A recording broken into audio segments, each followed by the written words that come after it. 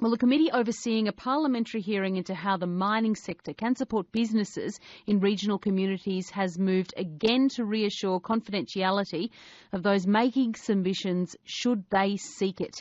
The Innovation, Industry, Science and Resources Committee held a hearing yesterday in Rockhampton. The inquiry has sent a release which detailed those wishing to make a submission can choose to do so confidentially, meaning that the submission will not be published, or the name withheld, meaning the submission will be published anonymously.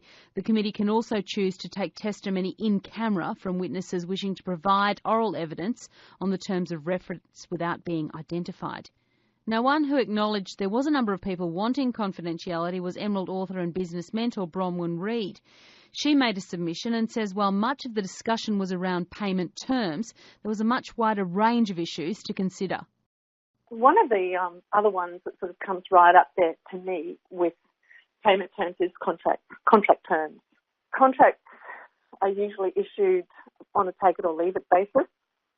They can be incredibly complex and almost always written in very small font. And most small business owners do not have A, the time, B, the skills, or C, the money to have those contracts reviewed. And they actually all have to be reviewed because changes can happen. And I know we've now got the unfair contract provision, but unless a small business owner is proactive and looks at the contract, they can still be signing themselves up to an enormous amount of risk that they're not even aware of. So I think the contents of contracts is definitely an issue that needs examination.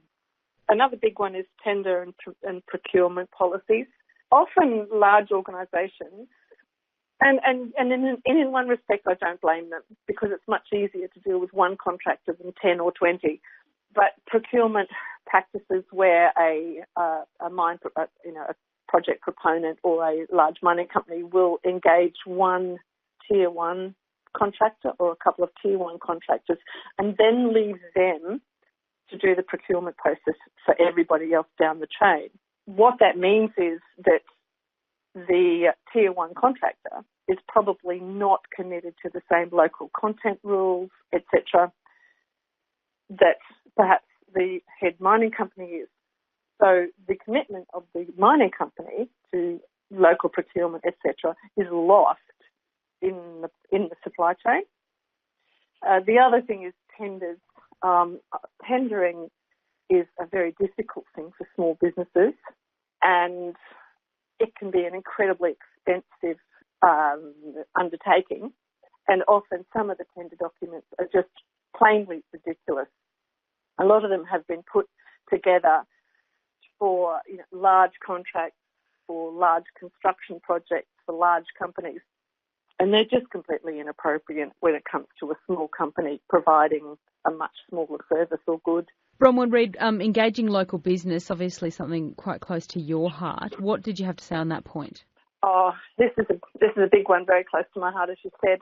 I also said at the inquiry today, I'm very reluctant to advocate government intervention in markets because it nearly always has adverse consequences. But I think on the issue of local content, we have to have a very serious look at mandating local content. In the middle of the Bowen Basin, where we are, there is no shortage of professional firms and skills and expertise. So there's no reason why a lot more local companies shouldn't be engaged. I guess that was my takeaway from the inquiry, is that the two issues that I think could be looked at early are payment terms and local content. And how would that be done? You've said government involvement is perhaps not preferred, but when would something like that be mandated? At the project initiation stage would be the obvious point to do it. Blanket legislation is very difficult. If you're going to start a mine in Hewenden, it's really difficult if legislation has mandated 20% local content. I'm not picking on Hewenden, but you're probably not going to have a great engineering base there. Whereas at the project initiation stage, there could be fruitful discussions at that time. The precedent is there. Most local councils are waiting for local contractors.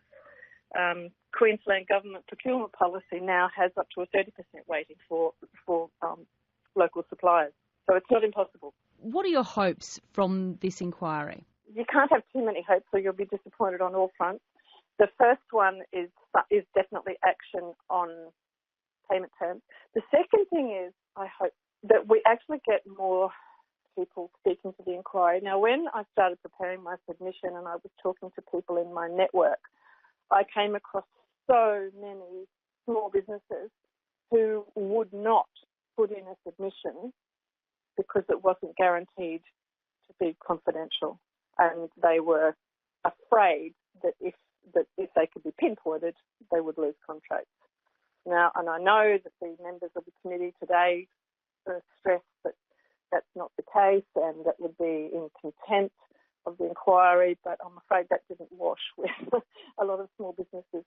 However, today the members explained that a small business can give confidential submission in camera and with no identifying name or anything like that. So if there's any other small businesses out there that feel that they would have a point to make and have something to say but have been afraid of the confidentiality piece, I would encourage them to get in contact with the inquiry or even get in contact with me, and I can point them where to go and take advantage of that truly confidential submission. That speaks to perhaps a rather toxic environment, a toxic relationship. Is that unfair to say?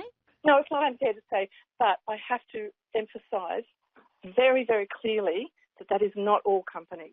It is definitely not all companies. My own company is an environmental services company. We've dealt with many of the mining companies for, we've had some contracts for well over a decade.